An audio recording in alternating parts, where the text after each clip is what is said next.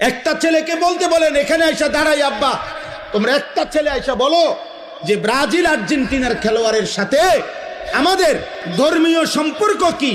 যদি ধর্মীয় কোনো সম্পর্ক না থাকে তো আমাদের রাষ্ট্রীয় সম্পর্ক কি?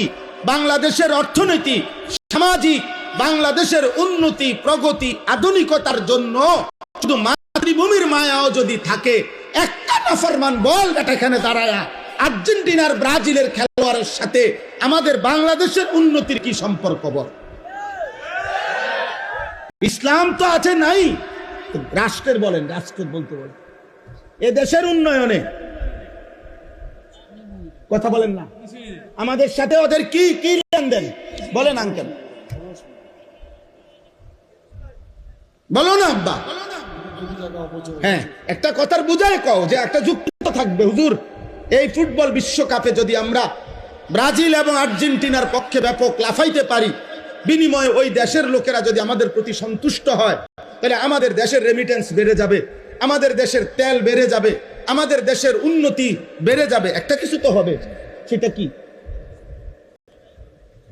বলো না আব্বা, বলো।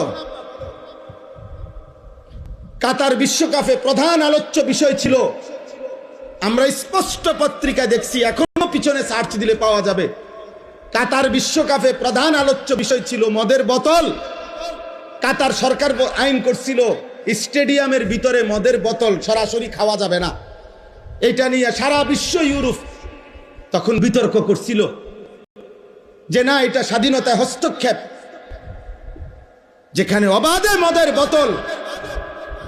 ব্রাজিল বিশ্বকাপের সময় সরকারি ওরা হিসাব দিছিল ওই দেশে যে যে পরিমাণ আয় হবে, রাষ্ট্রের আয়, এই আয়ের যে খাতগুলো দিছিল আমি নিজ চোখে দেখছি, সেই খাতের একটি খাত হলো যে পরিমাণ হোটেলে নারী ভাড়া দেওয়া হবে, যে পরিমাণ বেশ্যাবৃত্তি হবে, দেহ বিক্রি হবে, ওইখান থেকে রাষ্ট্র বিশাল বড় টাকা আয় হবে, ওইটা একটা বড় খাত।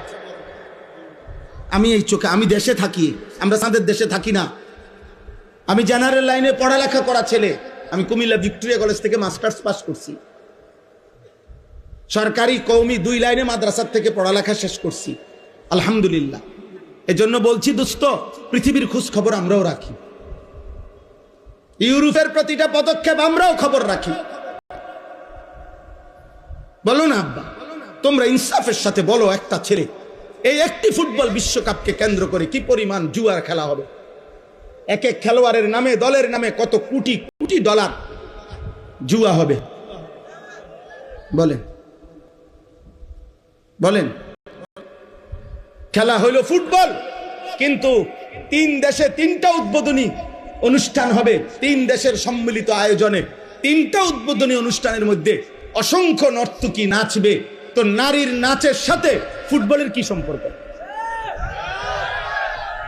বলো না ভাই, ইনসাফ করো আব্বা, নর্তকীর নাচের সাথে ফুটবলের কি সম্পর্ক বলেন? এমন দুনিয়াত বেশি দিন থাকতাম না, এই জন্য চিন্তা করছি কইয়ে যাই না, বুঝেন না? কে এর ষড়যন্ত্র করবো, কে হুমকি দিব, কে ধমকি দিব, যে যেটাই করবো কোনো অসুবিধা নাই। গুলি করুক আর গুম করুক, খুন করুক আর জখম করুক, যে যেখান থেকেই মেরে ফেলুক, শেষ পর্যন্ত আল্লাহর কাছে ফেরত পাঠাবে, ফেরত পাঠাবে না? আর ওই মালিক জুলুম করবে না, তিনি ইনসাফ করবে। তিনি তো দেখছেন, তার জন্য বলছে কিনা, তার জন্য বলেছি কিনা। দুনিয়া খুব কেয়ারফুল থাকলেও মরে যায় একেবারে খুব। আমি আমার পরিচিত একজন করোনার সময় 4 তলা একদিনের জন্য নামে নাই, ওনার পরিবার বলছে উনি মারা গেছে, আর হচ্ছে শুধু হুজুর একদিন বিকাশে, আরে মোবাইলে কোনোভাবে টাকা নাই, কেউ ফোনটা ধরতেছে না, শুধু নিচে বিল্ডিং এর ওনার নিচতলার সামনেই দোকান, নাইমা দোকানের শুধু কইছে টাকা দিত, সাথে সাথে উঠতে গেছে। এই সময়ে করোনা ধরে লাগছে না, উনি মরে গেছে। সর্বোচ্চ সতর্ক অবস্থায় উনি মারা গেছে, অসতর্ক অবস্থায় কোটি কোটি মানুষ মরে নাই। বুঝেন নাই কথাটা?